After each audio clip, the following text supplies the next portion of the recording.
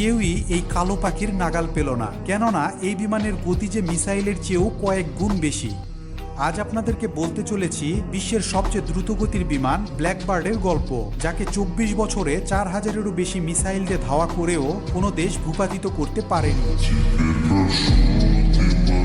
দ্বিতীয় বিশ্বযুদ্ধের পরপরই যুক্তরাষ্ট্র ও সোভিয়েত ইউনিয়নের মাঝে স্নায়ুযুদ্ধ শুরু হয়ে যায়। সেই যুদ্ধের মূল উদ্দেশ্য ছিল একে অন্যকে সামরিক ও প্রযুক্তির দিক দিয়ে ছাড়িয়ে যাওয়া। এই যুদ্ধে বরাবরই এগিয়ে থাকত যুক্তরাষ্ট্র। তারা 1956 সালে U-2 মডেলের একটি গোয়েন্দা বিমান বানায়। সে বিমান সোভিয়েতের আকাশসীমায় ঢুকে গোপনে ছবি তুলে নিয়ে আসত। কিন্তু 1960 সালে 70,000 ফুট উপর থেকে ছবি তোলার সময় সোভিয়েতের নিরাপত্তা বাহিনী এটি টের পেয়ে যায়। অ্যান্টি এয়ারক্রাফট মিসাইল হামলা করে তারা এই U-2 বিমানটি ভূপাতিত করে। সে সময় এর পাইলট গ্রেপ্তার ও জেলে যাওয়ার ঘটনায় দুই দেশের সম্পর্কের ব্যাপক অবনতি হয়। এরপর থেকে আরও অত্যাধুনিক বিমান বানানোর কাজে হাত দেয় যুক্তরাষ্ট্র। 1964 সালে তারা তৈরি করে হাই স্পিড শ্রেণীর রিকনসিস বিমান SR-71।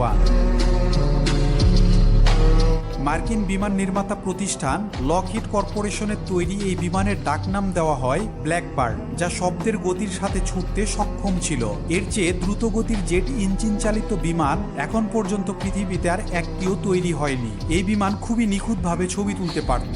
সোভিয়েত ইউনিয়ন, চীন, ভিয়েতনাম ও উত্তর কোরিয়ার গুরুত্বপূর্ণ সামরিক স্থাপনার উপর দিয়ে প্রায় উড়ে যেত এটি। এর ক্যামেরা এতই অত্যাধুনিক ছিল যে রাস্তায় ঘন্টায় 200 কিলোমিটার গতিতে চলতে থাকা গাড়ির নাম্বার প্লেটের ছবিও 85,000 ফুট উচ্চতা থেকে নিখুঁতভাবে তুলে নিত।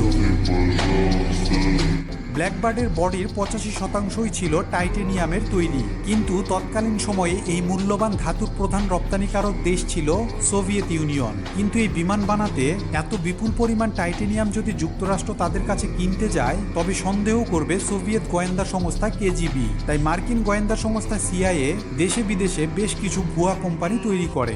এদের মাধ্যমে সোভিয়েত ইউনিয়ন থেকে টাইটেনিয়াম কিনে এমন এক বিমান তৈরি করা হলো যা দিয়ে তাদের উপরেই গোয়েন্দাগিরির কাজ শুরু হয়ে গেল।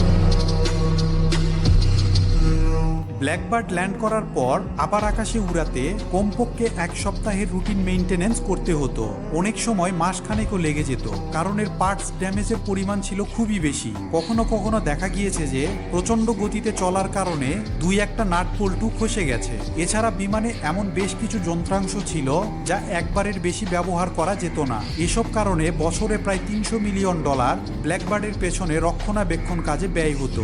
এছাড়া এই বিমানটি উড়াতে প্রতি ঘন্টায় $85,000 প্রয়োজন হতো। 1966 সালের হিসেবে প্রতিটি ব্ল্যাকবার্ডের দাম ছিল $34 মিলিয়ন, যা আজকের দিনের হিসেবে $278 মিলিয়ন সমতুল্য।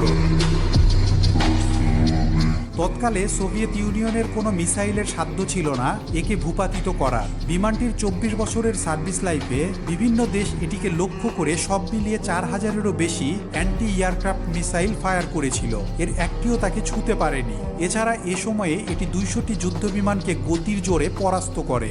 মোট 32টি ব্ল্যাকবার্ড বানানো হয়েছিল, যার 12টি বিভিন্ন দুর্ঘটনায় ধ্বংস হয়, তবে একটিও শত্রুর হাতে ধ্বংস হতে হয়নি। আধুনিক ড্রোন ও স্পাই স্যাটেলাইটের যুগে এসেও এ ধরনের গোয়েন্দা বিমানের চাহিদা এখনো শেষ হয়নি, কারণ যুক্তরাষ্ট্র বহু আগে থেকেই ব্ল্যাকবার্ডের উত্তরসূরি SR-72 বানানোর কাজ চালিয়ে যাচ্ছে। সবকিছু ঠিকঠাক থাকলে 2025 সালে এটি আকাশে উড়বে।